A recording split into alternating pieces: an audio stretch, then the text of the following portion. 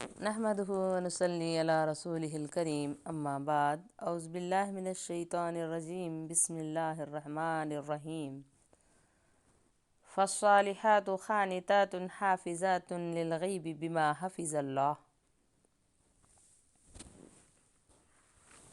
صدق اللہ العلی العظیم۔ خواتین اور ان کے حقوق، ذمہ داریاں، خواتین پر ظلم و زیادتی، آج میرے اہم عنوانات ہیں یہ۔ آئیے اب سب سے پہلے ہم خواتین کے حقوق کے بارے میں جاننے کی کوشش کرتے ہیں۔ اللہ تعالیٰ نے خواتین کو بے شمار حقوق عطا فرمائے ہیں۔ عورت کے معاشی حقوق، یعنی عورت کو پیسہ کہاں سے ملتا ہے؟ سب سے پہلے تو عورت کو والدین کی وراثت سے حق ملتا ہے۔ والدین کے چھوڑے ہوئے مال میں اس کو وراثت میں حق ملتا ہے۔ دوسری بات، شوہر کے مال میں سے وراثت ملتی ہے۔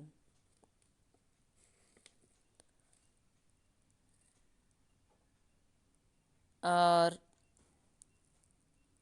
کیا عورت آدھی ہے؟ نہیں، عورت کا حصہ تقسیم وراثت کی اکائی ہے۔ عورت کے قانونی حقوق۔ قانونی حقوق، جب کوئی سزا دی جاتی ہے کسی گناہ پر تو مرد کو بھی برابر سزا ملتی ہے اور عورت کو بھی سزا برابر ملتی ہے۔ قانونی شخصیت ہونے کا بھی حق ہے۔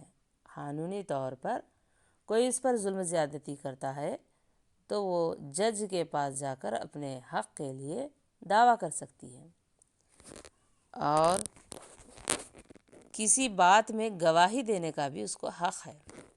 ہاں، البتہ ایسا ہے کہ ایک مرد کی گواہی کے بنسبت دو عورتوں کی گواہی قبول کی جاتی ہے، وہ بھی اس لیے کہ ایک بھول جائے تو دوسری یاد دلا دے۔ اور وہ مسائل جن میں صرف عورتوں ہی کی گواہی معتبر ہے، بعض ایسے بھی مسائل ہیں خواتین کے۔ نکاح ہوا تو اس کو مہر ادا کیا جاتا ہے شوہر کی جانب سے، نہ کہ اسے جہیز دینا پڑے۔ مرتبہ و مقام تو بہت ہے۔ ماں کے قدموں تلے اللہ تعالیٰ نے جنت رکھ دی ہے، ماں کے قدموں کے نیچے جنت ہے۔ اور بیوہ عورت اپنے بچوں کی پرورش کے لیے دوسرا نکاح نہیں کرتی ہے تو وہ نبی صلی اللہ علیہ وسلم کہتے ہیں اس عورت کے بارے میں کہ وہ جنت کے دروازے پر پہلے جنت میں داخل ہونے کے لیے کھڑی ہوتی ہے۔ اس سے جب پوچھا جاتا ہے تو وہ کہتی ہے کہ میں وہ بیوہ عورت ہوں جو اپنے بچوں کی پرورش کے لیے دوسرا نکاح نہیں کی۔ اور آئیے اب ہم خواتین کی ذمہ داریوں کے بارے میں سمجھنے کی کوشش کرتے ہیں۔ ابھی جو آیات میں نے تلاوت کی ہے سورہ نساء کی آیت 34 ہے، جس کا ترجمہ نیک عورتیں فرمانبردار ہوتی ہیں، مرد کی غیر موجودگی میں اللہ کی دی ہوئی حفاظت سے اس کے حقوق کی حفاظت کرتے ہیں۔ کہ عورت اللہ کی اطاعت اور فرمانبرداری کے بعد شوہر کی فرمانبردار ہو، اس کی ہر جائز اور ممکن بات مانتی ہو اور ماننے میں ہی دونوں جہانوں کی سعادت سمجھتی ہو۔ اس اطاعت کی ایک مثال نبی صلی اللہ علیہ وسلم نے عورتوں کو 4 باتوں کا حکم دیا ہے۔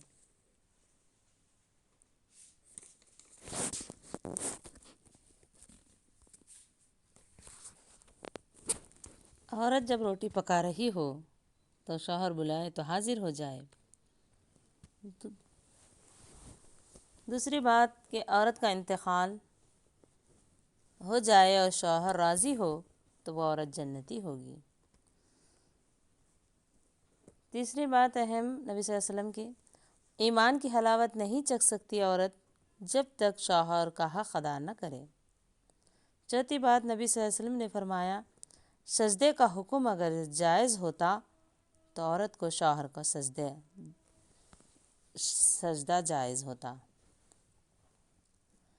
تو خواتین کی بہت ذمہ داریاں ہیں اپنے اولاد کی پرورش کے سلسلے میں، تعلیم و تربیت کے سلسلے میں، ادب اخلاق کے سکھانے کے سلسلے میں، اور عورت شوہر کی فرما برداری کے سلسلے میں اللہ تعالیٰ کی بے شمار آیتیں آئی ہیں کہ عورتوں پر بھاری ذمہ داریاں بھی ہیں گھر میں رہنے کے بعد، اور حقوق بھی ہیں۔ آئیے اب ہم خواتین پر ظلم و زیادتی کس طرح ہو رہا ہے اس کا جائزہ لیتے ہیں۔ پہلی بار آئے دن ان دنوں زنا بالجبر کے واقعات پیش آ رہے ہیں۔ دوسری بات، گھریلو جھگڑوں میں ظلم و زیادتی ہے۔ کہیں بہو ساس کی لڑائی تو کہیں میاں بیوی کی لڑائی، اس میں جانوں کا تک نقصان ہو جا رہا ہے۔ زنا کی وجوہات میں ہم جائزہ لیں کہ ہم اپنی بیٹیوں کو کس طرح کے لباس پہناتے ہیں۔ چست بھڑکیلے اور باریک لباس نہ پہنائیں، اس کی وجہ سے ماحول خراب ہوتا آ رہا ہے۔ عورتوں کا بے حجاب گھومنا پھرنا بھی ان میں شامل ہے۔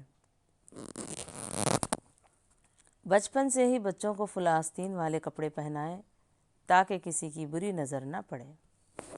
اور ایک اہم فتنہ، فون کا فتنہ، فحش فلمیں فون میں نہ دکھائیں